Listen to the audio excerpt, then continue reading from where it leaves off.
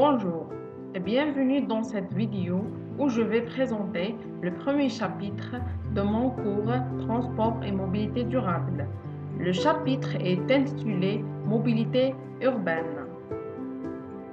Pour le plan de ce chapitre, nous allons voir la définition et les concepts de la mobilité urbaine, ainsi les différents indicateurs de la mobilité urbaine et en détaillant les différentes interactions dans le milieu urbain. On va voir aussi les caractéristiques de la mobilité urbaine et la relation entre la mobilité et l'accessibilité. Les objectifs visés par notre cours aujourd'hui sont les suivants. Acquérir des connaissances générales et des concepts sur la mobilité urbaine et le développement durable. Comprendre aussi la coordination et les connexions entre transport, mobilité, urbanisation et développement durable. En ce qui concerne la mobilité durable, la mobilité est aujourd'hui un facteur clé de développement urbain et économique.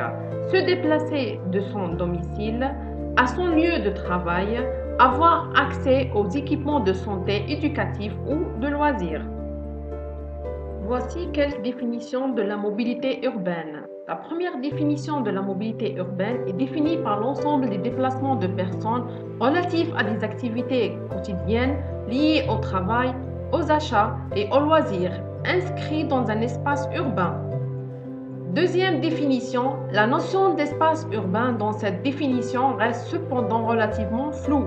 On peut cependant affirmer que la mobilité urbaine est faite de déplacements nombreux, plus courts et plus fréquents par rapport à d'autres formes de mobilité. Il existe aussi des différents indicateurs peuvent être utilisés pour caractériser la mobilité d'une population. Le premier indicateur, c'est la répartition des déplacements entre modes, reflète l'état de leur désirabilité par leurs consommateurs. Pour le deuxième indicateur, les distances parcourues et le type de liaison pratiquée rendent compte de l'attractivité relative des lieux et l'aptitude à l'échange entre ces lieux éventuellement éloignés ou même situés hors de la zone agglomérée. Pour le troisième indicateur, le temps entre temps de transport quotidien et l'argent sont des indicateurs de coût pour les familles.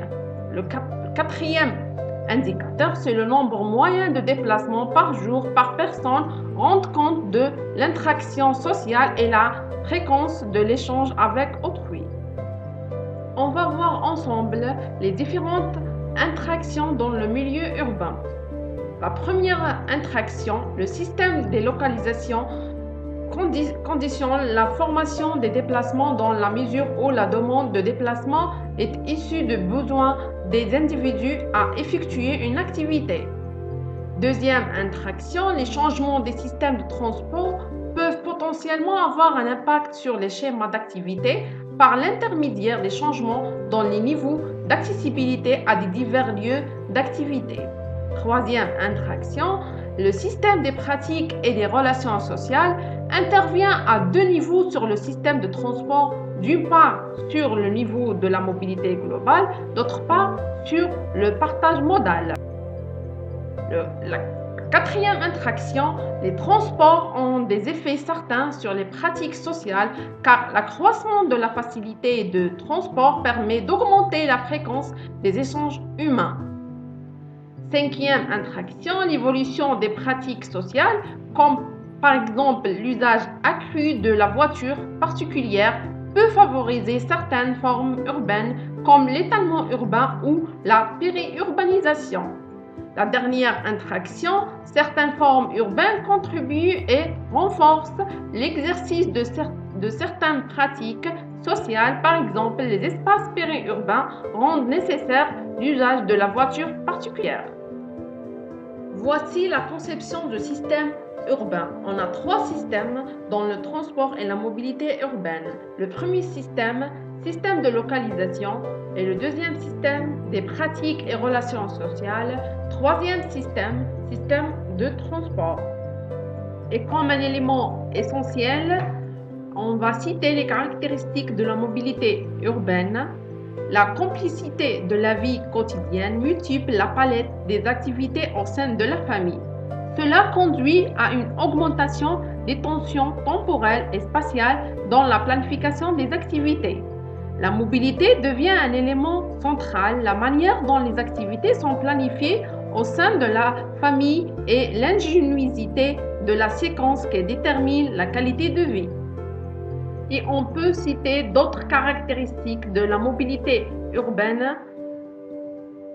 La nuit n'est plus un temps mort en ville. Pendant longtemps, la mobilité a été réduite au transport, c'est-à-dire à ses aspects techniques. Et les disciplines de transport relèvent des sciences de l'ingénieur. La relation entre la mobilité et accessibilité, c'est faciliter la mobilité selon une double approche.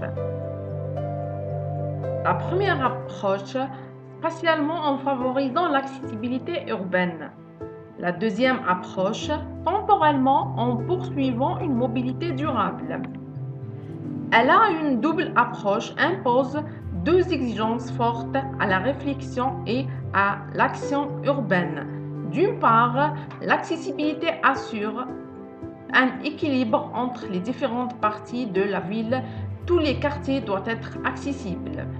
D'autre part, les transports durables permettent de soutenir des modes de transport les moins nocifs possibles pour l'environnement et propices au développement harmonieux des villes. En conclusion, la mobilité urbaine a un coût important en termes de temps, d'argent et d'impact environnemental. Cependant, les villes peuvent adopter des solutions efficaces pour réduire ces coûts et améliorer la qualité de vie de leurs habitants. Les solutions comprennent l'amélioration des transports en commun, l'encouragement des moyens de transport non motorisés. Il en va de même à nous, en tant qu'usagers, de choisir des modes de transport plus respectueux de l'environnement. Voilà, nous arrivons à la fin de cette vidéo. Je vous remercie de votre attention.